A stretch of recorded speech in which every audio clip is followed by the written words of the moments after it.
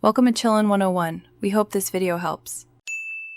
In this video, I will show you how to remove a GMC Sierra front bumper. This process is straightforward and can be completed with basic tools.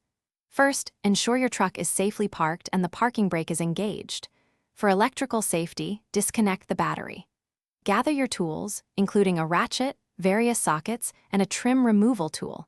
Remember to use masking tape along the body lines to protect your paint from accidental scratches during the removal.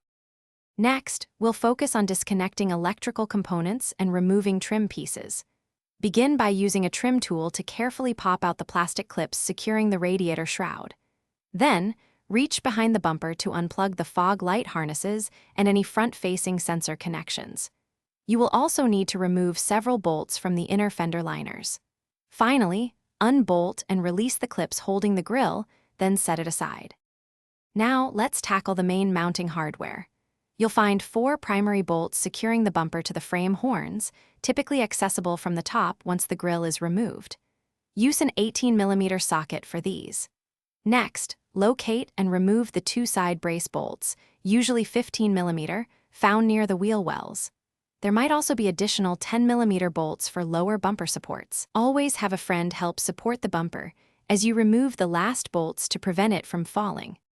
With all bolts removed, carefully slide the bumper straight off the vehicle.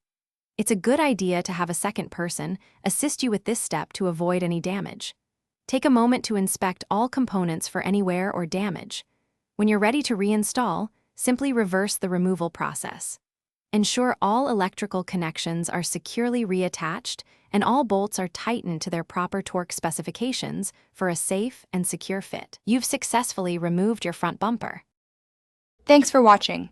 Consider subscribing if we helped you.